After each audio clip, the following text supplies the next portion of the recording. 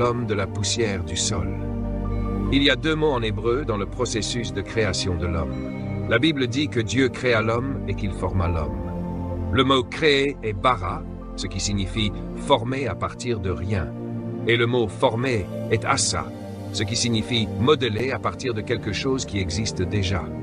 Ainsi, une partie de vous vient de quelque chose et une autre partie vient de rien. La partie bara, c'est l'esprit qui vient de l'esprit de Dieu. Il n'a utilisé aucun matériau autour de lui pour vous créer. Créer signifie partir de rien. Dieu vous a donc formé à partir de son propre esprit. Mais votre corps, la poussière, il l'a formé à partir de la terre autour de lui. Votre corps vient de la poussière, mais vous venez de Dieu. Voilà pourquoi vous êtes esprit, et votre corps est de la poussière. Ne confondez jamais votre corps avec vous-même.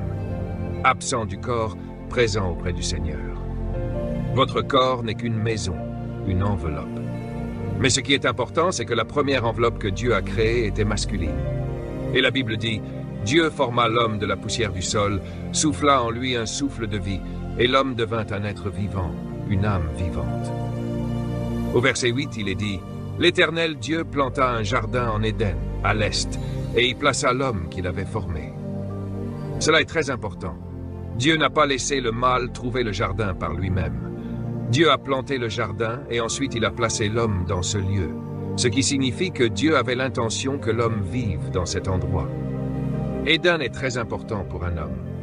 Je vais vous expliquer ce qu'est l'Éden.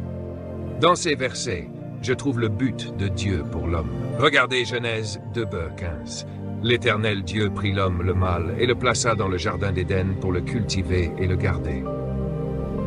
L'Éternel Dieu commanda ensuite à l'homme, « Tu peux manger de tous les arbres du jardin, mais tu ne dois pas manger de l'arbre de la connaissance du bien et du mal, car le jour où tu en mangeras, tu mourras sûrement, et tout avec toi. » Cette déclaration contient tout ce dont un homme a besoin. Je suis venu ce soir pour vous montrer que Dieu a un but très clair pour l'homme, et il ne l'a pas caché. C'est là, juste devant nous. Tout dans cette déclaration concerne l'homme, et il parle uniquement à l'homme, car la femme n'est pas encore créée.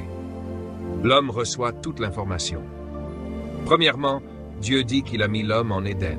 Le mot Éden est un mot hébreu qui signifie présence. Éden n'était pas un lieu, et c'est pourquoi personne ne l'a jamais retrouvé. Éden était une atmosphère, un environnement. Il n'a jamais été retrouvé, car Éden était une ambiance, un environnement. Et c'est dans cet environnement que Dieu a créé l'homme pour qu'il y vive. En fait, lorsque j'ai fait mes recherches sur l'hébreu, cela m'a époustouflé. Le mot hébreu pour Éden a 5 traits, et cela signifie lieu, moment, présence, porte ouverte, délice. Mis ensemble, cela signifie le lieu sur terre où la présence de Dieu était une porte ouverte vers le ciel, un endroit agréable. C'est pourquoi Adam n'avait pas besoin de prier, ni de chanter, ni de jeûner, ni d'avoir un autel, ni de prêtre, ni d'apôtre, ni quoi que ce soit, car il avait une connexion directe, une porte directe vers le ciel. Il marchait dans cette merveilleuse présence divine. C'est là que l'homme a été créé pour être. J'ai presque envie de prêcher. Ceci est très important. Souvenez-vous, Dieu n'a pas laissé l'homme chercher le jardin. Il est dit que Dieu l'a pris et l'a placé dans ce lieu. Pourquoi? Parce que vous avez été créés pour vivre dans l'Éden. Chaque fois que Dieu crée quelque chose, il crée toujours d'abord l'environnement. Laissez-moi vous le prouver. Lorsque Dieu créa les poissons, il créa d'abord l'eau. Quand Dieu créa les plantes, il fit d'abord la terre. Quand Dieu créa les étoiles, il créa d'abord le firmament. En d'autres termes, il a fait de l'environnement la priorité avant le produit. Vous ne comprenez toujours pas ce que je dis. En d'autres termes, Dieu créa l'eau, puis il créa les poissons. Il créa le sol, puis les plantes. Il créa le firmament, puis les étoiles. Il créa le jardin, puis il créa l'homme.